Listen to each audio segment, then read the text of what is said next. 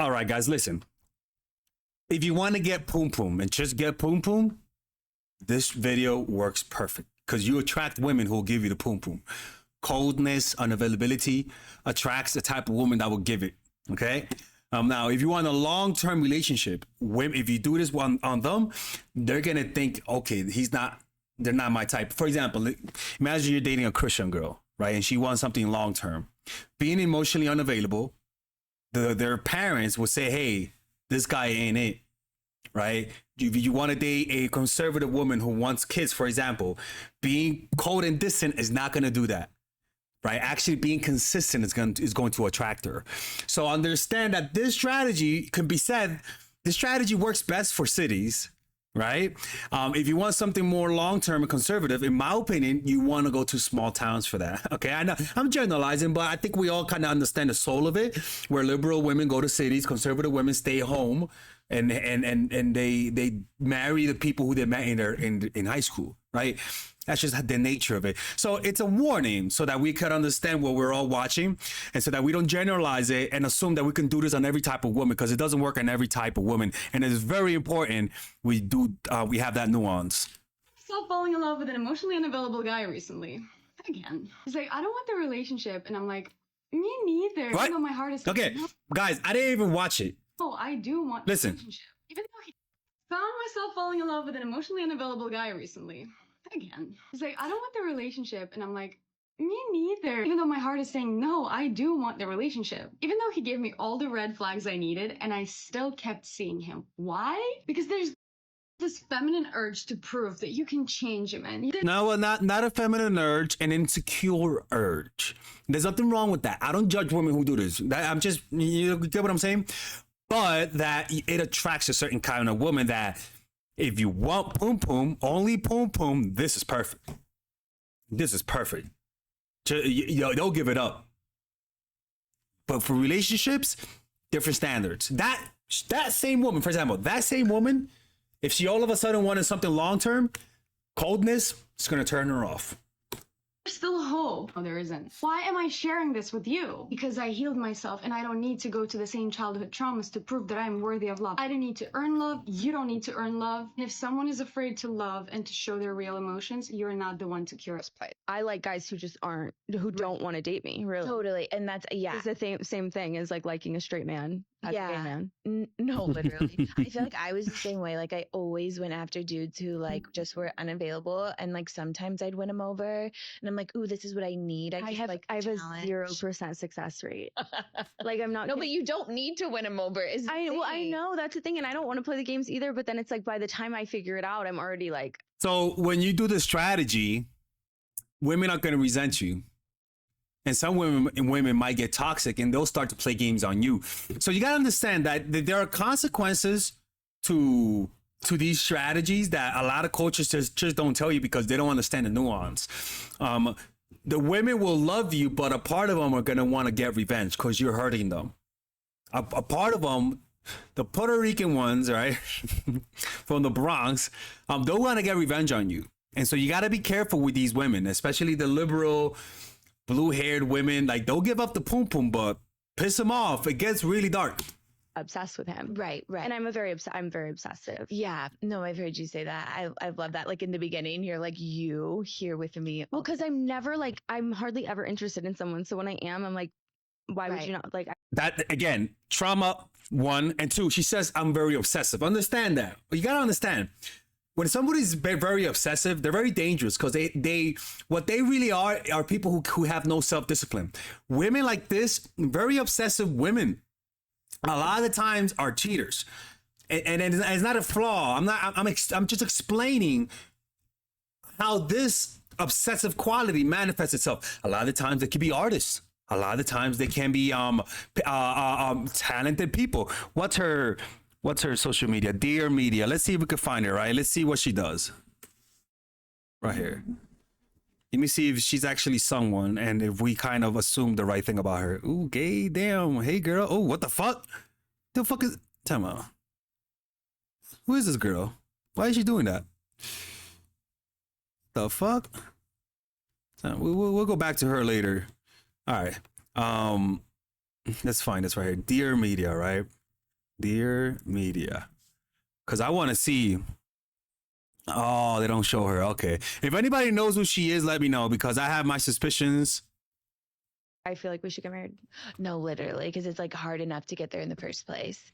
This is going to sound harsh, but if you are attracting or dating emotionally unavailable people, then a part of you is actually emotionally unavailable too. If you didn't already know, the people that we are emotionally drawn to often reflect our emotional patterns. So emotionally unavailable partners constantly make you feel like you have to prove yourself to them. And strangely enough, this dynamic might feel comfortable for you because one of your parents or both in your childhood made you feel like you had to prove yourself to them in order to be loved by them. So remember, when you're in childhood, when your parents doesn't satisfy the feeling of making you feel validated, that it's like an open electric current, right? It's like it's open. Put it anywhere and it'll shock it. That loop stays open. It stays open. And they'll have this constant need of validation. And they don't know where it came from because it started in childhood when they couldn't rationalize these feelings. And so then when they grow up, they just find themselves attracted to those who don't validate them, those who are distant, those who are rejecting them. And they don't understand why. And they don't see the pattern. They don't see what's happening. We can see it, but they can't. It takes a few years later, 30, 25, 30, 35, for them to start to see well, in the 30s, they start to see their late 20s, they start to see the pattern, right? But that's why this strategy, another thing, works best on younger women. So if you're an older guy and you're trying to do this on older women, this don't work, right? These strategies don't work on older women. They work more on younger women. Now, it works on older women, right? But they kind of know the game a little bit, right? So they're so they're a little bit more aware, but it still works. But it works way more for young poom poom. Legal, by the way. As a result, your nervous system, perceives this type of behavior as normal and secure because it feels familiar to you. It only further influences what your perception of love should look like. You find yourself attracted to emotionally unavailable people date after date because they replicate the love that your parents gave you. And part of you genuinely believes that if you make this person fall for you, if you can win their heart over, then it will disprove the core beliefs that you have formed in your childhood. Yeah, and that's the thing, is that people want to relive their childhood. Look, people, the whole point of dating is to be a child again. Hey, baby. Hey, daddy, sit on my lap, baby. Right? I was gonna say, give it to me. Right? It's all reliving childhood. The guy wants to be her daddy. The girl wants to be his mommy. Right? She wants to cater him, take care of him.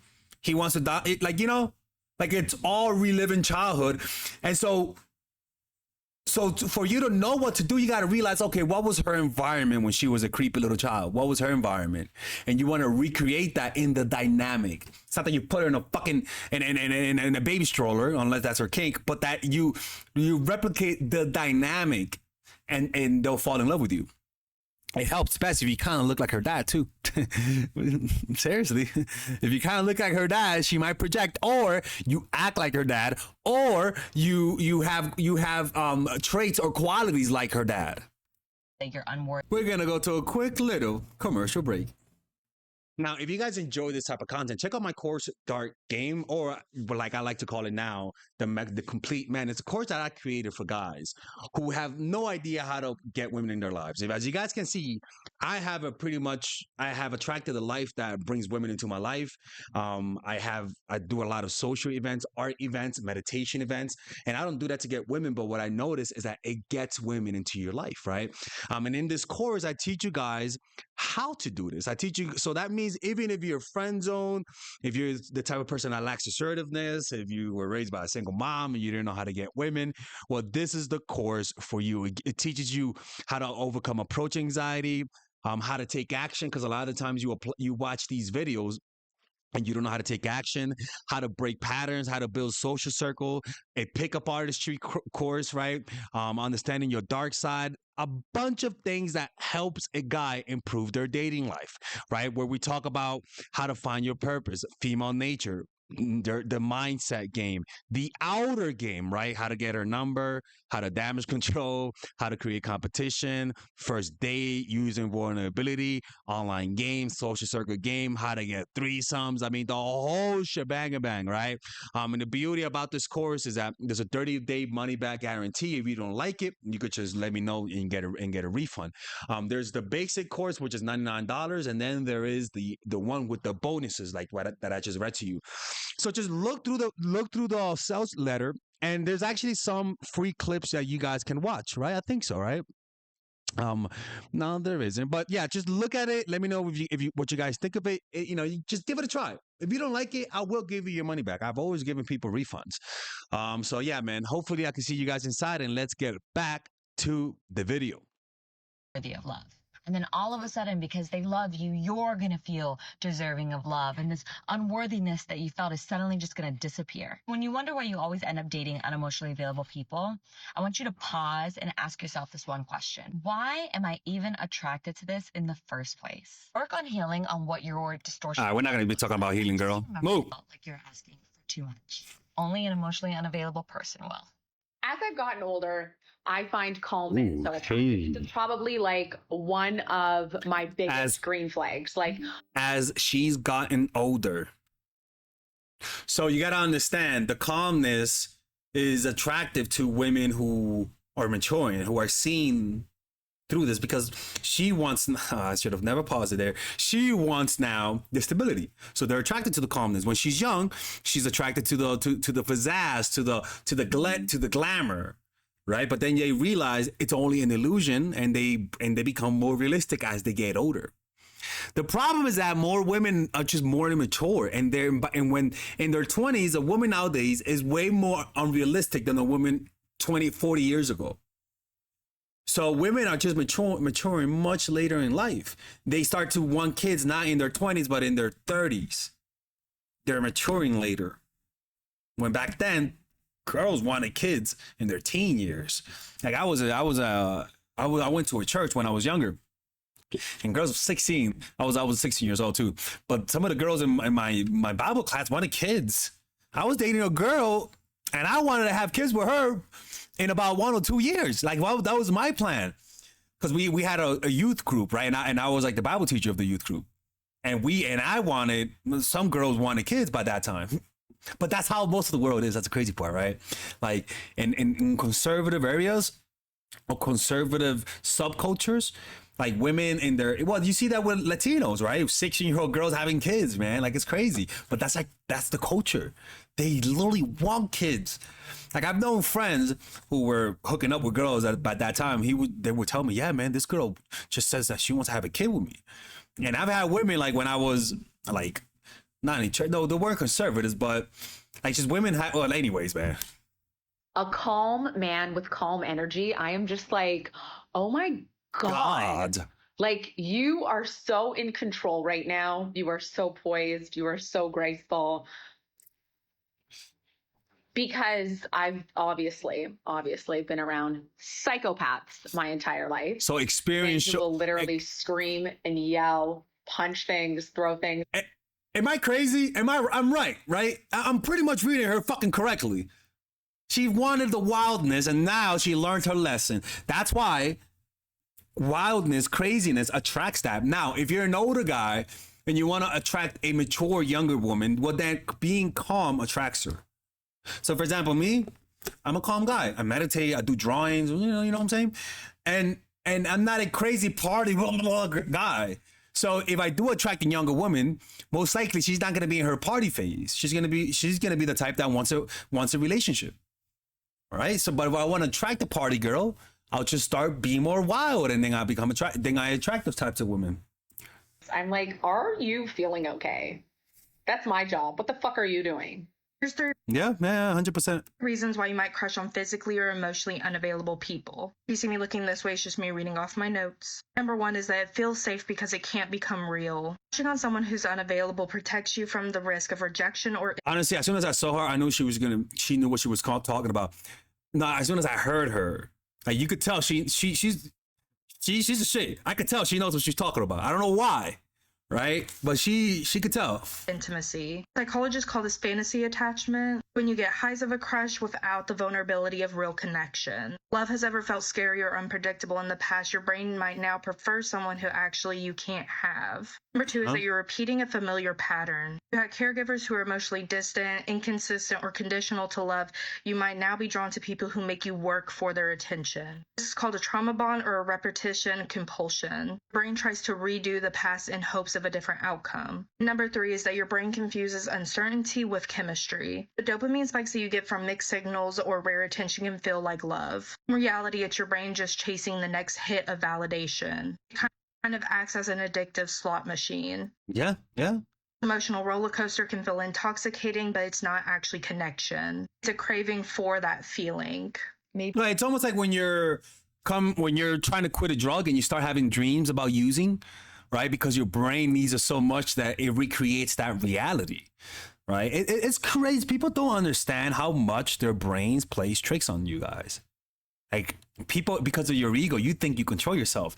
It's like, nah, dude, this thing you have, hundreds of thousands of years of fine tuning this thing. It's way smarter than you are. This is smarter than you. How do you know that? Well, look at addicts. Smart people can't overcome their desire for that drug. That shows you that there's an intelligence inside of them that can be parasitic if you lose control over it, that has more power over you and knows more than you. It knows how to trick you. Just use it one more time, I promise you. Just one time. Yes, okay, one more time. I promise you'll quit tomorrow. And it does that because it knows. Guys have no idea how smart this noodle that we have is. It's crazy, man. Anyways, man, let me know what you guys think about this. If you guys want to purchase my courses, click on the description down below, and I'll see you guys next time.